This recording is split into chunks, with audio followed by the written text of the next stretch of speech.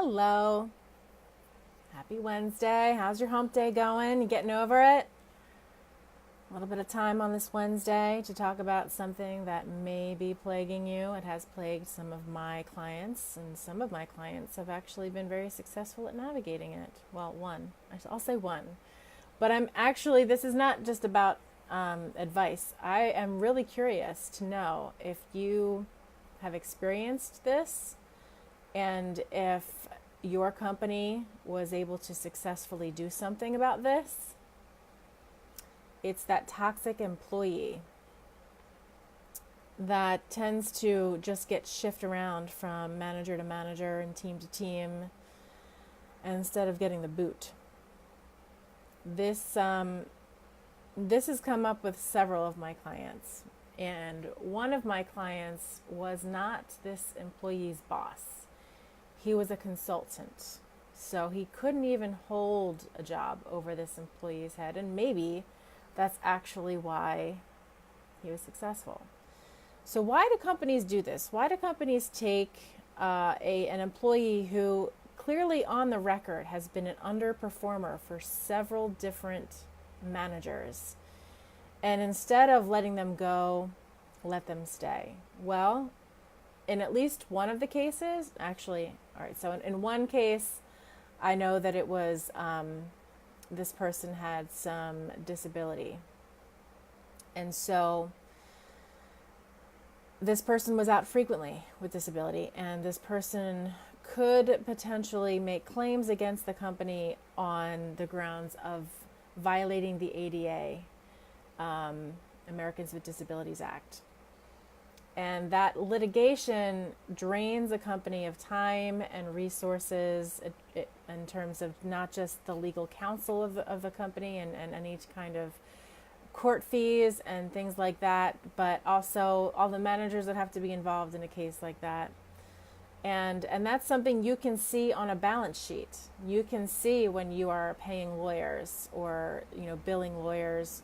You can see when there are fees associated with court costs and even mediation or something like that. What you can't always see on a balance sheet, however, is how keeping that toxic employee on the workforce of your company impacts everything around them. And some people might support this employee and be on their side, and those people who are, that it becomes a division. Now it's divisive. It's like the people who are for this employee because they're friends personally, maybe they like him or her, or against people who have put something on record formally or informally about this employee. That means that time at work is being spent talking about this employee in the first place. That obviously impacts productivity. It can also impact morale. It impacts collaboration. It impacts creativity. It impacts health.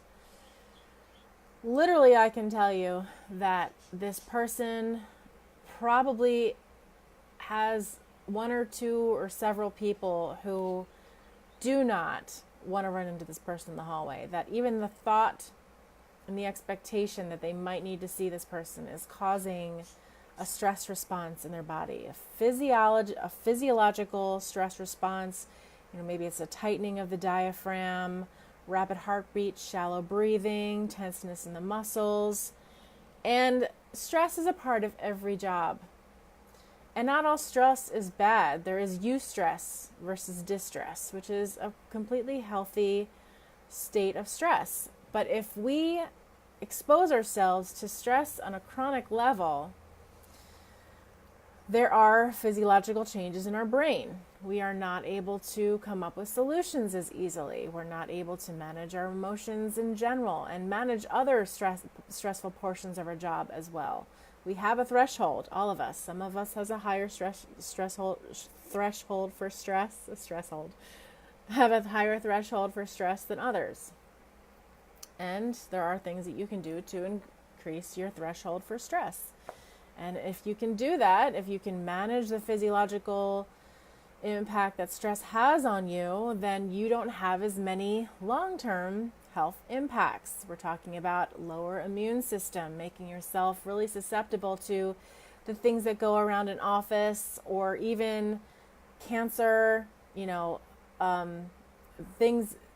You can see conditions that are related to hypertension, heart attacks. So this isn't just this toxic person that you can see on the books, and it's not just their salary that's staying on the books. It's not just the potential legal fees, and it's not even just the time that your managers are seeing. You can see all that on a balance sheet, whereas all of these other changes that happen, all of these other impacts of this person, you cannot necessarily see as easily on a balance sheet. And therefore, decisions to keep this person are made based on the balance sheet and what can be seen, because there's a business case for keeping this person.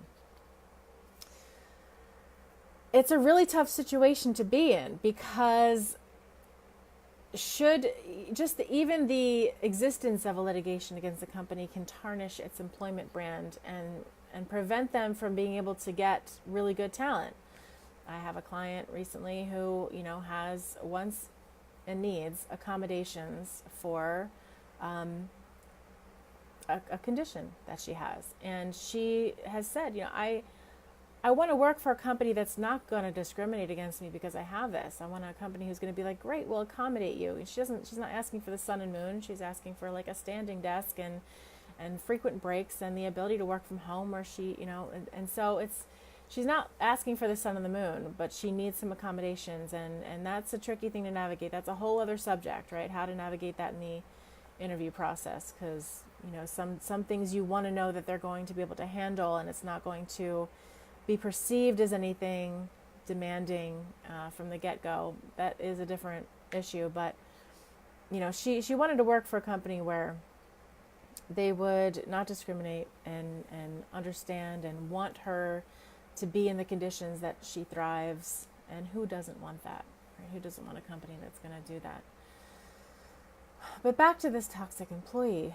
So, if you want those employees, the ones that are talented, hardworking, and but they might fear that if they have a disability, that any litigation against the company of discrimination or non-accommodation is going to prevent these people from coming, then any litigation, whether you successfully squash it through the process or not, is going to tarnish your employment brand. And then the same thing goes for instance, age discrimination, right? I mean, that there's talented, experienced, wise, subject matter experts out there that you want on your team, but if somebody has made a claim of age discrimination against your company, then you will deter those people from wanting to pursue your company, or put these hurdles in the interview process with this talent, because they're going to be skeptical, and they may or may not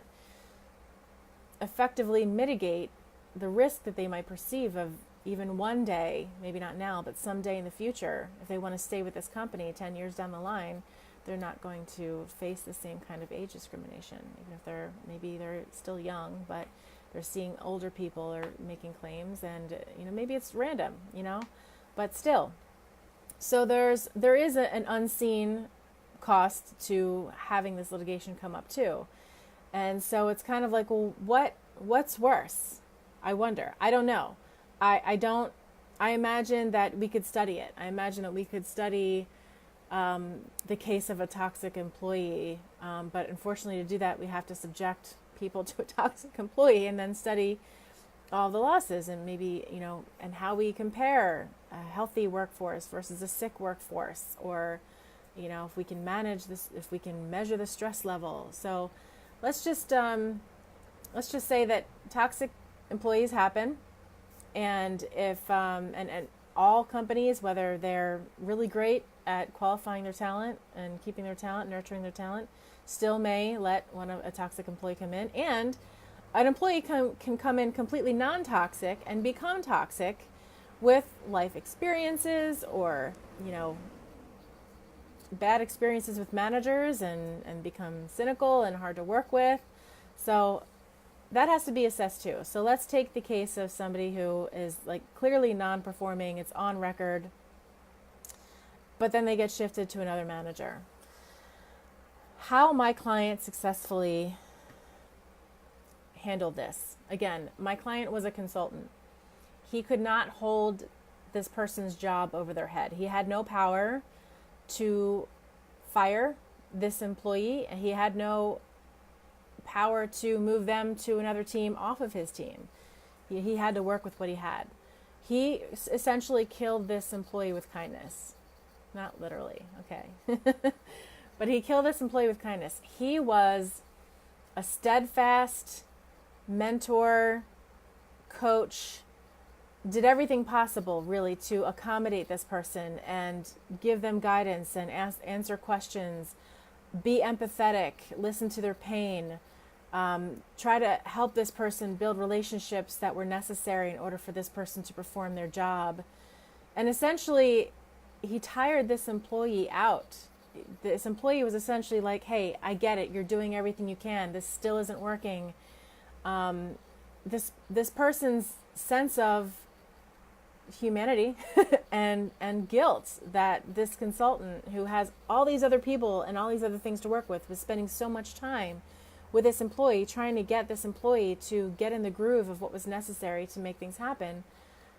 Essentially, the employee was like, hey, you're trying really hard and it's still not working, and I think that it's just time for me to move on. And I think that employee, one, through that experience, probably got a lot of coaching that will help them in the next job regardless.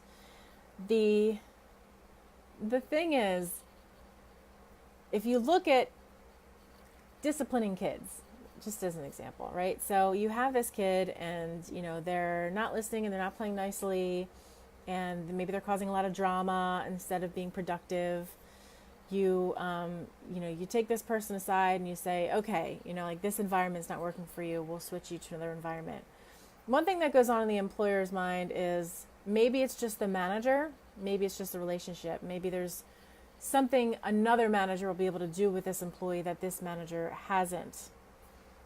And so you shift them over. And maybe you say, yeah, maybe at one time this employee was a performing, valuable team member. And so you're compelled to give them a chance because you knew at some point that this person was good. Maybe this person knows something that you can't easily acquire with a new employee. So you need to keep them for whatever reason. I know that's not always the case. Sometimes you're like, no, this person really has no value. We're probably just keeping them on just because there's a fear of potential litigation. So you move them over to a new manager, and you hope that maybe that new manager will be able to build some kind of rapport that didn't exist with the original manager. Maybe this manager is much more of a coach. A great thing to do is to hire a coach. Not all managers are coaches, and even if you do have a manager that's an excellent coach, sometimes an employee still will be inhibited in sharing what needs to be shared in order to understand what's really going on and get to the other side of what actually is really going on. Because there's still that job hanging over their head, even if you're not a manager who's going to hold the job literally over somebody's head.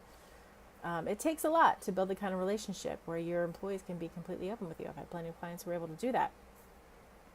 But I've also had plenty of clients who had bosses that they loved and felt comfortable talking to, but still there was a limit as to how much they were willing to talk to their boss. And eventually they came to me because they were like, there's only so much change that can happen, so I got to talk to you and plan my escape, plan my next great adventure in my career, because this is the end of the road here.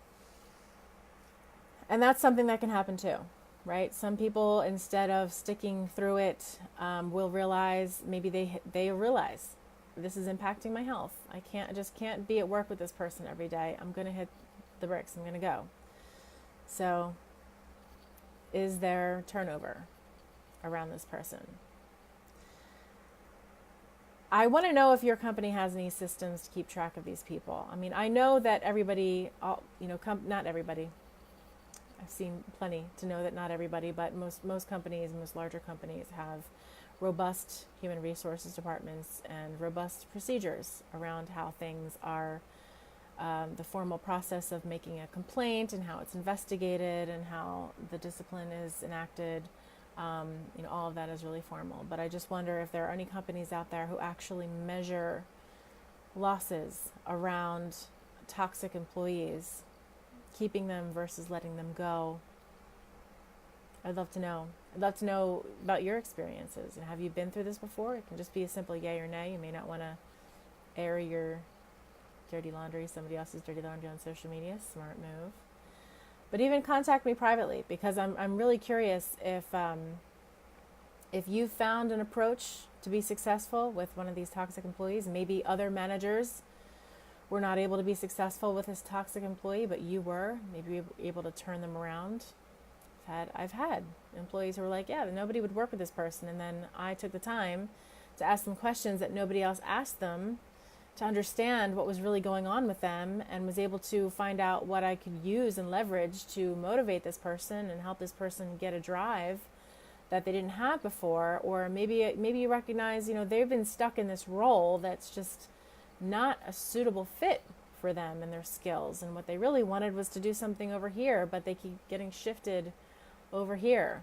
So I'm curious at all the different situations in which a toxic employee both hurt or was helped. If they were left in the company or if they were left out of the company. Share your stories with me. Until next Wednesday, have a good weekend, beginning of your next week. See you then.